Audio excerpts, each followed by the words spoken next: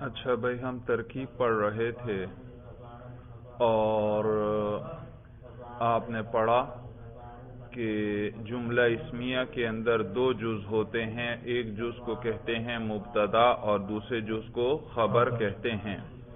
مبتدا بھی مرفوعات میں سے ہے اور خبر بھی مرفوعات میں سے۔ تو جیسے ہی آپ کو کسی لفظ کے بارے میں پتہ چل جائے کہ یہ مبتدا ہے یا خبر ہے تو دوسری بات بھی فوراً ہی پتہ چل جاتی ہے کہ اس پر کیا پڑھنا ہے، رفع پڑھنا ہے بھائی، رفع پڑھنا ہے۔ اور رفع ہو یا نصب ہو یا جر ہو، یہ تین طرح آتا ہے، کبھی محلن ہوتا ہے، کبھی لفظن ہوتا ہے اور کبھی تقدیرن۔ محلن جو رفع ہے وہ مبنی کے اندر آتا ہے، مبنی کی حالت نہیں بدلتی، البتہ محل یعنی جگہ کے اعتبار سے وہ مرفوع ہوتا ہے، منصوب ہوتا ہے یا مجرور ہوتا ہے۔ تو لہذا آپ کو مبنی کی پہچان ہونی چاہیے بھائی، اور میں نے بتلایا تھا کہ مبنیات تو 8 ہیں لیکن ان میں سے 3 مشہور ہیں، وہ ہر وقت آپ کے ذہن میں ہونے چاہیے، اور ان میں سے پہلا کیا ہے، تمام ضمیریں ہیں، اور دوسرا اسماء اشارہ ہیں، اور تیسرا اسماء موصولہ ہیں بھائی، اسماء موصولہ۔ اس کے بعد کبھی اعراب جو ہے وہ لفظاً بھی آتا ہے اور کبھی تقدیراً بھی۔ لفظاً اعراب کا معنی یہ ہے کہ اس اعراب پر باقاعدہ ہم تلفظ کرتے ہیں، سننے سے ہی پتہ چل جاتا ہے کہ اس پر اس وقت رفع پڑھا جا رہا ہے یا نصب یا جر۔ اور بعض لفظوں میں اعراب تقدیراً آتا ہے، ظاہر نہیں ہوتا، تو یہ معرب کے اندر ہوگا، کبھی لفظاً اور کبھی تقدیراً۔ اور پھر کس پر لفظاً آئے گا اور کس پر تقدیراً آئے گا، تو یہ وہ نحمیر کی 16 قسمیں آپ کو یاد ہونی چاہیے، یا وہی قسمیں کہ ان کو صاحب ہدایت النحو نے اس کی 9 قسمیں بنا دیں، وہ 16 کو کتنے میں بند کر دیا، 9 میں، تو وہ آپ کے ذہن میں ہونی چاہیے، ان سے آپ کو اعراب کا پتہ چل جائے گا کہ کس پر کون سا اعراب پڑھنا ہے۔ مثلا اس میں مقصور جو ہے، یعنی جس کے آخر میں الف مقصورہ آئے، تو اس کا اعراب تینوں حالتوں میں تقدیراً ہوتا ہے، جاءنی موسیٰ، رأیت موسیٰ، مررت بھی موسیٰ، کیونکہ اس کے آخر میں الف آ رہا ہے اور الف تو ساکن ہوتا ہے، اس پر حرکت آ ہی نہیں سکتی۔ اور اسی طرح اس میں منقوص ہے، جیسے قاضی، جاءنی القاضی، رأیت القاضیہ، مررت بالقاضی، تو اس پر نصب جو ہے وہ تو لفظاً آتا ہے، رأیت القاضیہ، لیکن باقی رفع اور جر کیا ہے، تقدیراً آتا ہے بھائی۔ اور اسی طرح جمع مذکر سالم کے علاوہ کوئی اسم بھی اگر مضاف ہو جائے کس کی طرف، یا متکلم کی طرف، اس کا اعراب بھی تینوں حالتوں میں تقدیری ہوتا ہے، جاءنی غلامی، رأیت غلامی، مررت بھی غلامی۔ تو یہاں غلام کا لفظ جو آ رہا ہے یہ یا ضمیر کی طرف مضاف ہے، اور یہ غلام کا لفظ جمع مذکر سالم نہیں ہے، تو جمع مذکر سالم کے علاوہ کوئی بھی اسم یا ضمیر کی طرف مضاف ہو تو اس کا اعراب تینوں حالتوں میں تقدیری ہوتا ہے، تو لہٰذا غلام کا اعراب یہاں چاہے اس پر رفع ہو، چاہے نصب ہو، چاہے جر ہو، تقدیراً ہے۔ اور آگے جو یا ضمیر ہے وہ مضاف الیہ ہے، وہ مجرور ہے، اور وہ چونکہ ضمیر ہے مبنیات میں سے ہے تو وہ مجرور محلن ہے بھائی، مجرور محلن۔ تو یہ مبتدا اور خبر۔ اور اسی طرح موصوف صفت کی ترکیب میں نے آپ کو بتلائی تھی کہ 2، 3 یا 4 معرفہ اکٹھے آ جائیں تو وہ آپس میں موصوف صفت بنیں گے بھائی، پہلے کو بنائیں گے موصوف اور باقیوں کو صفت۔ اور تو معرفہ کی بھی آپ کو پہچان ہونی چاہیے بھائی، معرفہ، اور معرفہ کون کون سے ہیں، تمام ضمیریں ہیں، اور اسماء اشارہ ہیں، اور اسماء موصولہ ہیں، اور علم ہے نام کسی کا، اور معرف باللام، اور ان 5 میں سے کسی کی طرف کوئی اسم مضاف ہو جائے وہ بھی معرفہ بن جاتا ہے۔ اور اسی طرح معرفہ بندا بھی ہے، کہ حرف ندا کی وجہ سے کوئی معرفہ لفظ بن جائے، لیکن وہ اس وقت ہماری بحث سے خارج ہے کیونکہ ہم مبتدا خبر کی ترکیب کر رہے ہیں بھائی۔ اور مبتدا خبر آسان لفظوں میں نے بتایا تھا، مبتدا وہ ہے جس کے بارے میں بات کی جائے اور خبر وہ ہے جو بات کی جائے بھائی۔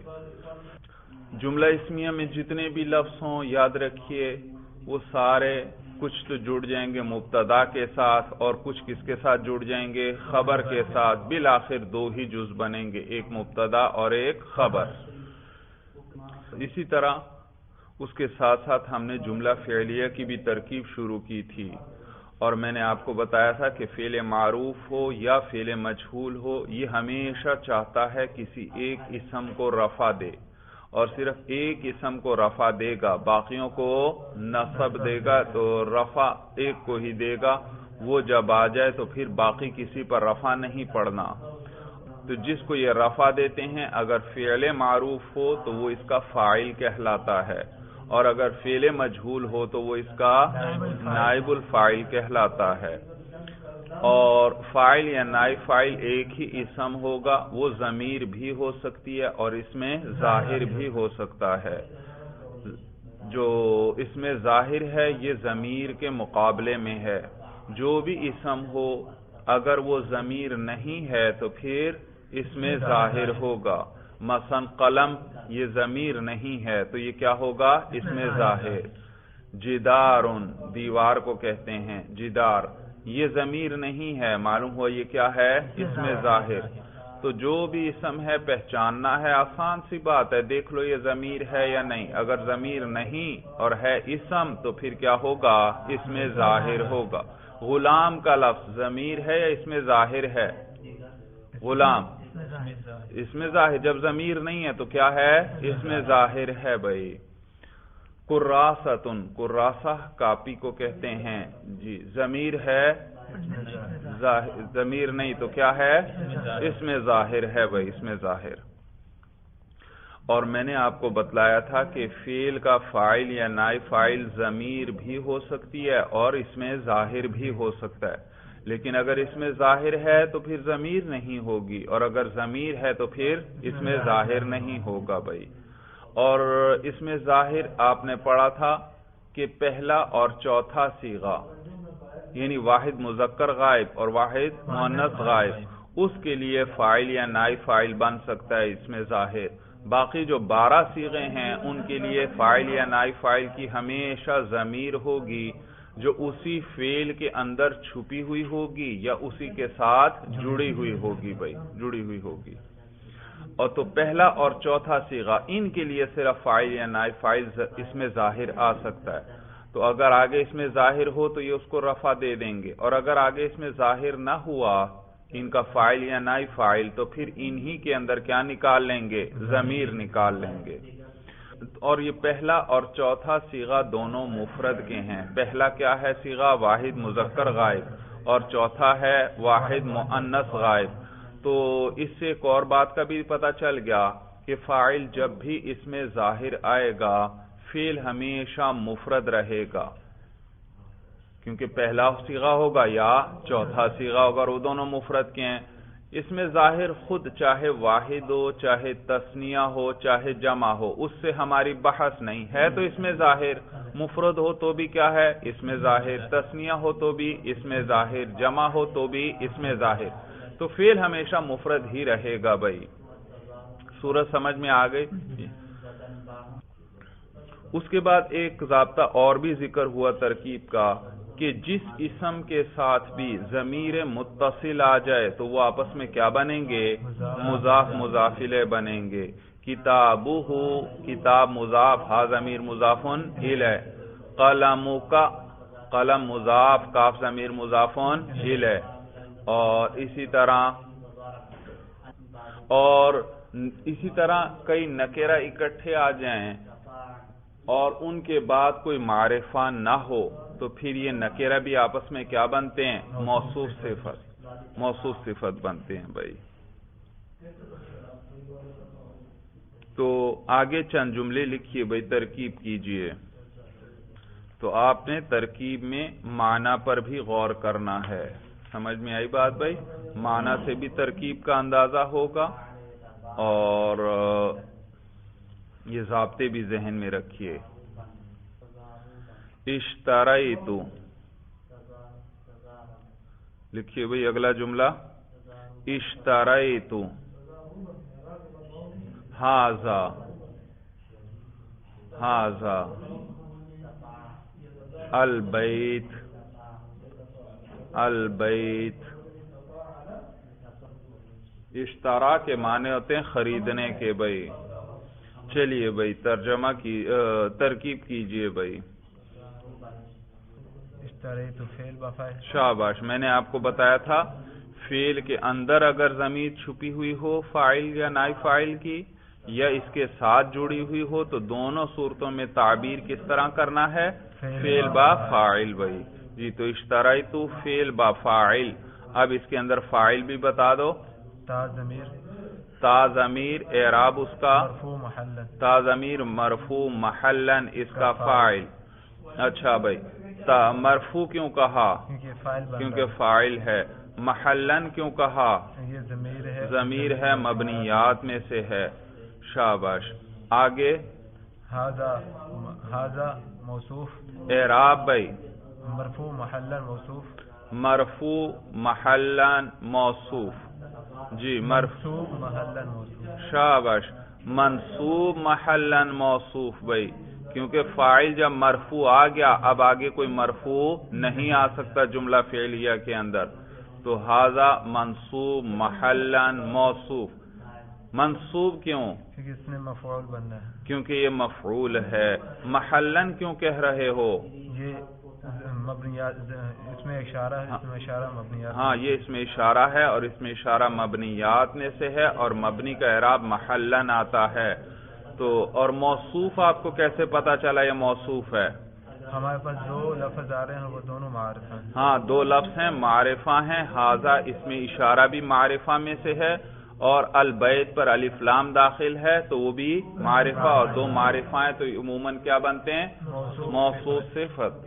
لیکن میں نے آپ کو بتلایا ہے آپ نے بار بار معنی پر بھی غور کرنا ہے بھائی. دو معرفہ اکٹھے آ جائیں تو آپ نے آنکھیں بند کر کے موصوف صفت نہیں بنانا.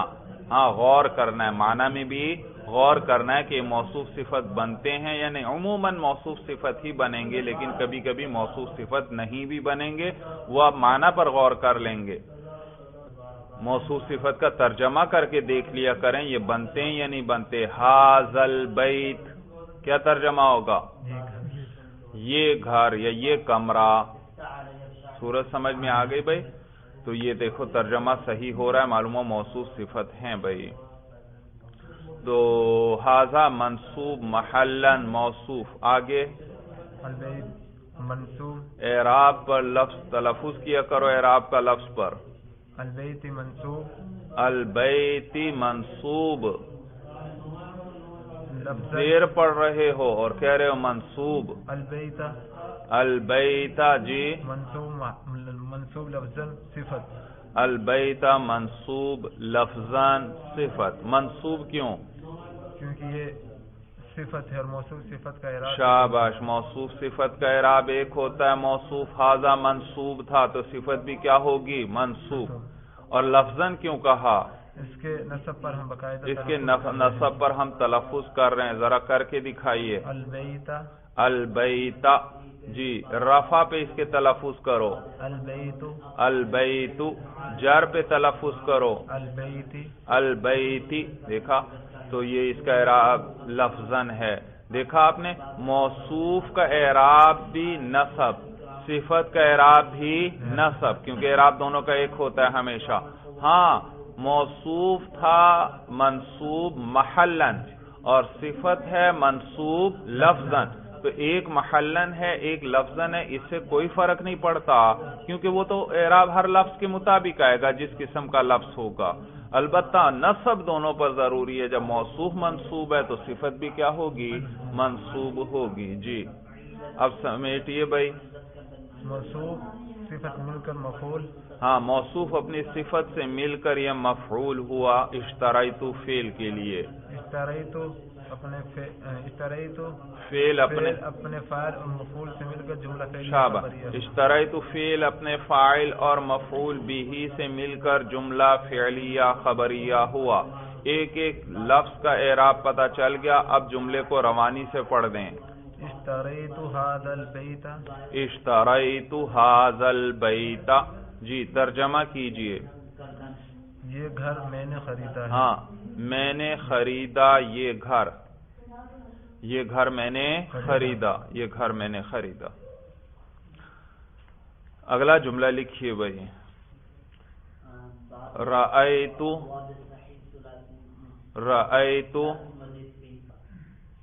القاضی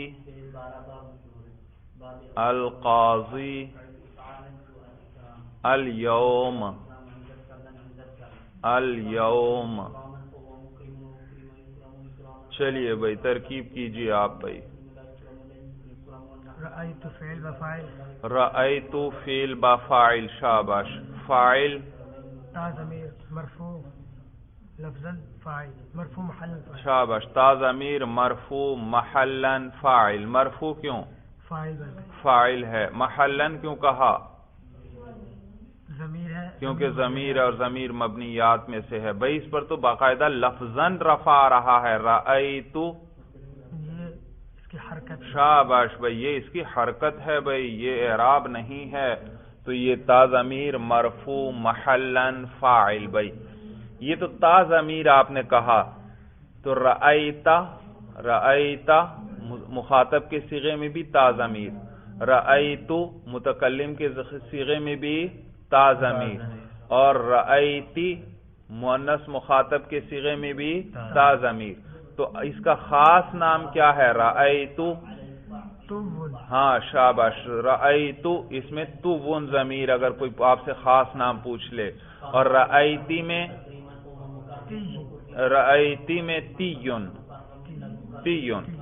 اور رأیتا میں تاؤن. بھائی اچھا. تو رأیت فعل بفاعل. آگے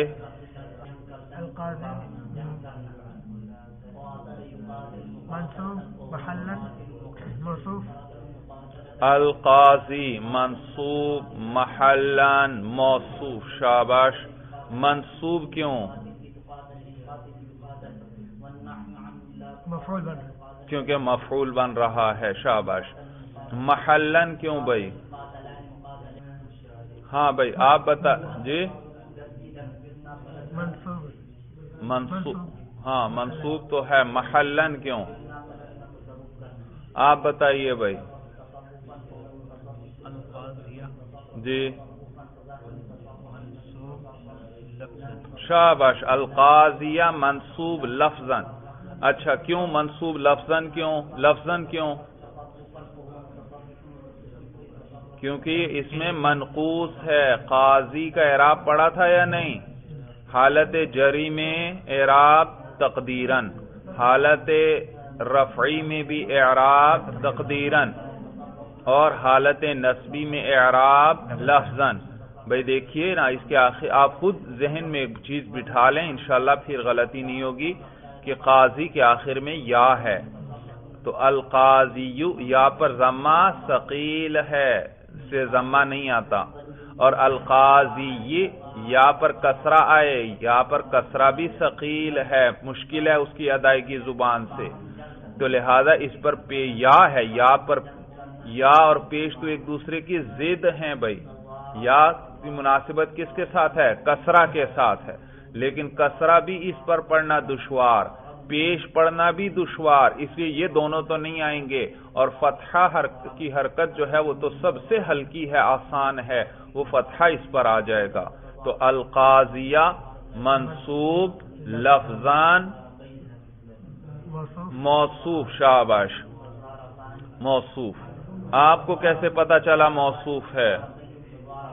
ہمارے پاس دو جملے اور دو کلمے ہیں اور دونوں یوں کو ہمارے پاس دو معرفہ ہیں. تو اول کو کیا بناتے ہیں؟ موصوف. ثانی کو کیا بناتے ہیں؟ صفت. ہاں بھائی آپ بتائیے بھائی کیا بنے گا؟ القاضیہ منصوب لفظاً کیا بنے گا؟ ہاں آپ بتائیے بھائی. القاضیہ منصوب لفظاً مفعول اول. ہاں بھائی دیکھو میں نے کہا تھا معنی پہ غور کرنا ہے. یہ ضابطے آپ کو مدد دیں گے لیکن آنکھیں بند کر کے نہیں کرنا بھائی. ترکیب آپ کرتے چلے جائیں. کچھ معنی پہ بھی غور کرو. ایک ہے القاضی، ایک ہے الیوم. الیوم کا معنی ہوتا ہے آج، یوم کا معنی ہوتا ہے دن. لیکن جب اس پر الف لام آ جائے الیوم تو اس کا کیا معنی ہوتا ہے؟ آج.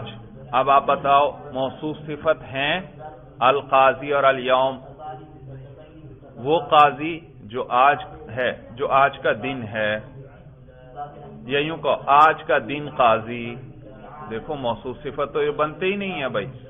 ایک آج وہ تو زمانے کا نام ہے. ہاں اب کیجئے ترکیب بھائی.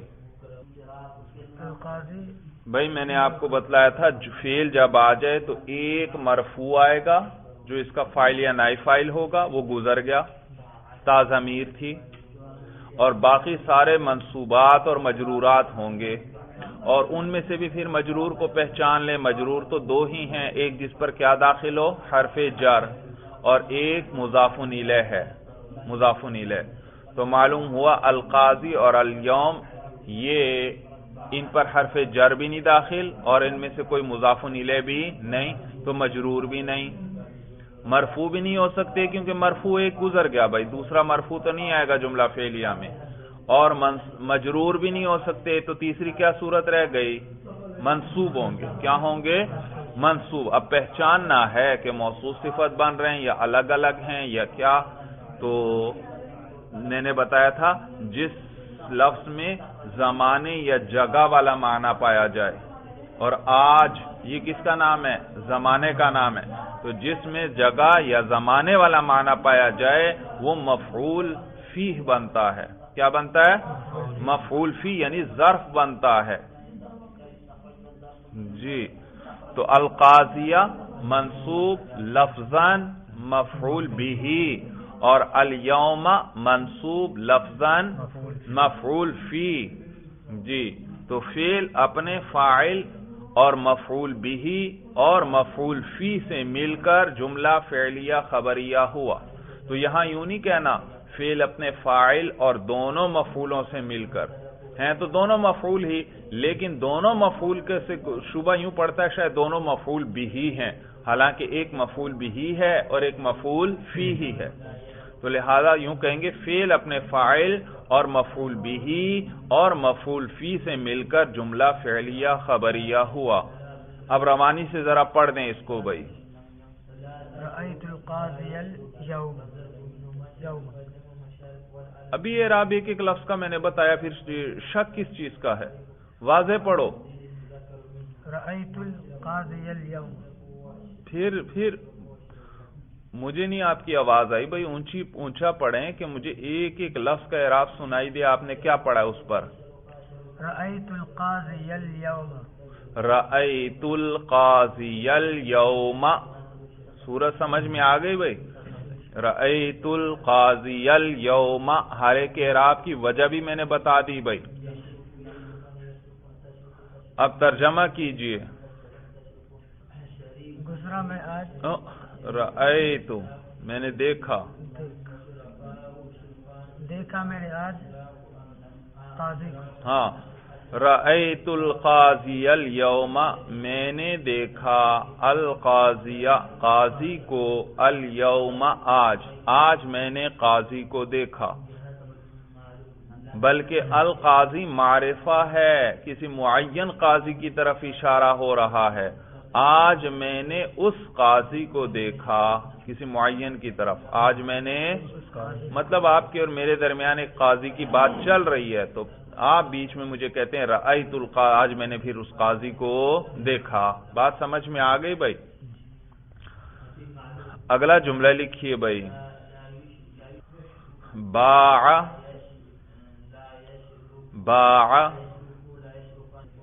زید غلامی غلامی. چلیے جی ترکیب کیجئے بھائی. باع کے معنی باع یبیع بیعن کے معنی ہوتے ہیں بیچنے کے.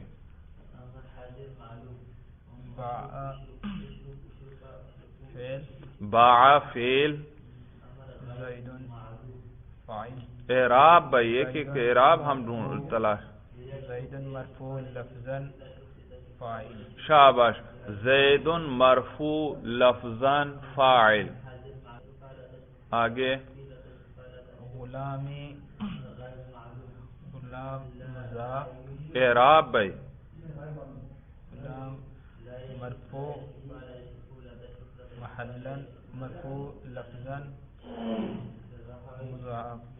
غلام مرفوع لفظا مضاف. مرفوع کیوں؟ مضاف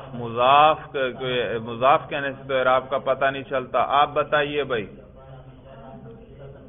غلامی منصوب لفظا مفعول. غلامی اس کے اندر پہلے غلام پھر بولو غلام کا کیا اعراب ہے؟ غلام منصوب. غلام کہاں سے پڑھنا تو اسی طرح غلامی. جی تو غلامی یہ کیا ہے اعراب بتاؤ.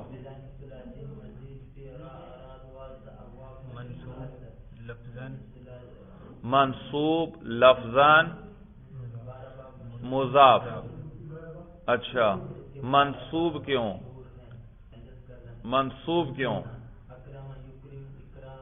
کیونکہ پیچھے فاعل گزر چکا ہے آگے. ہاں فاعل گزر گیا ہے آگے مفعول وغیرہ ہی آئیں گے تو منصوب ہے. اور منصوب لفظاً کیوں؟ محلن کیوں؟ کیا یہ ضمیر ہے غلام؟ اس میں اشارہ ہے؟ اس میں موصول ہوگا؟ نہیں تو پھر کیسے محلن کہہ رہے ہو؟ کوئی بھی تقدیراً بھائی کوئی بھی اسم مضاف ہو یا متکلم کی طرف علاوہ جمع مذکر سالم کے اس کا اعراب تینوں حالتوں میں کیا ہوتا ہے؟ تقدیری. تو غلامی منصوب تقدیراً مضاف. آگے یا ضمیر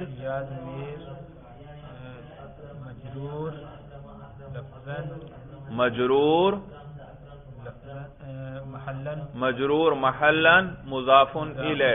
مجرور کیوں؟ کیونکہ مضاف الیہ ہے. محلن کیوں؟ کیونکہ مبنیات میں سے ہے. اب سمیٹئے. مضاف اپنے مضاف الیہ سے مل کر مفعول بہ ہوا. ترجمے پہ غور کرو. کیا ترجمہ ہے؟ جملے کا ترجمہ ذرا کرو. میں نے بیچا. ہاں کدھر ہے میں نے بیچا؟ بیچا زید نے. ہاں بیچا زید نے. فاعل کا جو ہے اس کے کیا بیچا زید نے میرا غلام. دیکھو ترجمے سے ہی پتہ چل رہا ہے کہ بیچنے والا کون؟ زید. اور کس کو بیچا؟ میرے غلام. وہ کیا بنے گا؟ مفعول. تو غلامی مضاف اپنے مضاف الیہ سے مل کر مفعول بہ ہوا. فعل اپنے فاعل اور مفعول بہ سے مل کر جملہ فعلیہ خبریہ ہوا. اب روانی سے پڑھ دیں. باع زید غلامی. ترجمہ کیجئے. بیچا زید نے میرا غلام. بیچا زید نے میرا غلام. یا یوں کہیں زید نے میرے غلام کو بیچا. اگلا جملہ لکھیے بھائی. عرفہ زید رجلین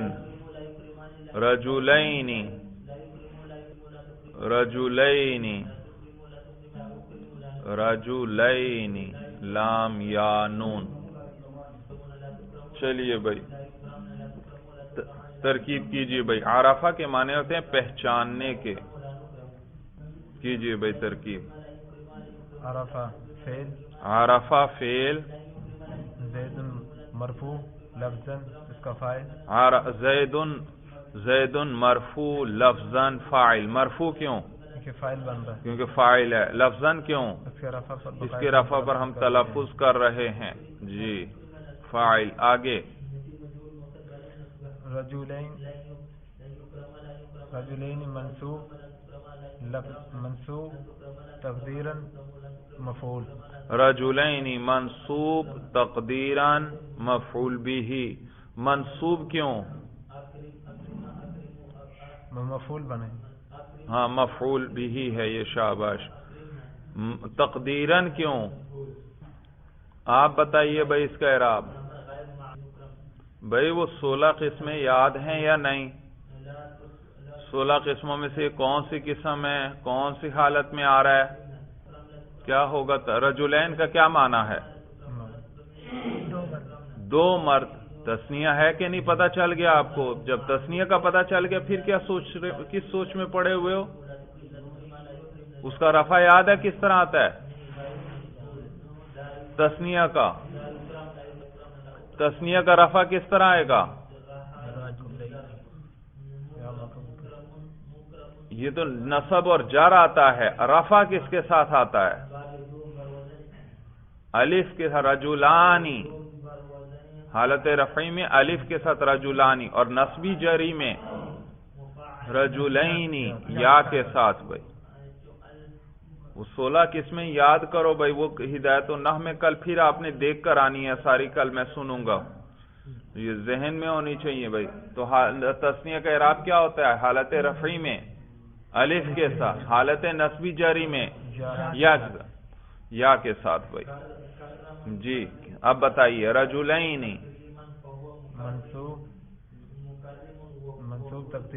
منصوب تقدیرن مفعول به. منصوب کیوں؟ کیونکہ مفعول ہے. تقدیرن کیوں؟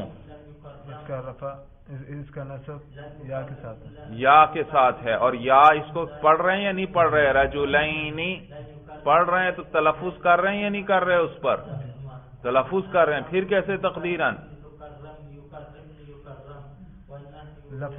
ہاں جی، اس اعراب پہ آپ تلفظ کر رہے ہیں یا نہیں؟ زیدن، دیکھو ضمہ پہ میں کیا کر رہا ہوں؟ تلفظ. مسلمون اس کا رفع کس کے ساتھ آتا ہے؟ واو. اور واو میں پڑھ رہا ہوں یا نہیں پڑھ رہا؟ تلفظ کر رہا ہوں. مسلم تو لفظاً ہے. رجلانی اس کا رفع کس کے ساتھ؟ اور الف میں پڑھ رہا ہوں یا نہیں پڑھ رہا؟ رجلانی سننے سے بھی آپ کو پتا چل رہا ہے یہ لفظی ہے. تو رجلینی اس کا نصب کس کے ساتھ ہے؟ یا. اور وہ یا میں پڑھ رہا ہوں یا نہیں پڑھ رہا؟ رجلینی. تو لہذا اعراب کون سا ہوگا؟ لفظاً منصوب لفظاً مفعول به. اگر کوئی اشکال کرے رجلینی یہ تو مجرور ہے، تو آپ کیا جواب دیں گے؟ آپ نے تو کہا منصوب ہے. کوئی اشکال کیا کر دے؟ رجلینی دیکھو نون کے نیچے زیر ہے، یہ تو مجرور ہے. آپ کیا جواب دیں گے؟ کہ بھئی یہ مفعول به بن رہا ہے اور اس کا نصب کس کے ساتھ آتا ہے؟ یا کے ساتھ. اور یا کے ساتھ، اور جر بھی یا کے ساتھ آتا ہے. لیکن مجرور یہ نون کی حرکت اس کا اعراب نہیں ہے، بلکہ اس کا یہ جو اعراب ہے وہ یا ہے. اعراب کیا ہے؟ یا ہے. اور مجرور اس لیے نہیں کیونکہ مجرور تو دو ہیں، ایک جس پر حرف جر داخل ہو وہ اس پر داخل نہیں، اور یا مضاف الیہ ہو اور یہ مضاف الیہ بھی نہیں. جی اب سمیٹیے. فعل اپنے فاعل اور مفعول به سے مل کر جملہ فعلیہ. فعل اپنے فاعل اور مفعول به سے مل کر جملہ فعلیہ خبریہ ہوا. روانی سے پڑھیے. عرف زید رجلین. عرف زید رجلین. عرف زید الرجلین. عرف زید. آخر میں زید کے کیا آ رہا ہے؟ نون ساکن تنوین ہے اور آگے را ہے.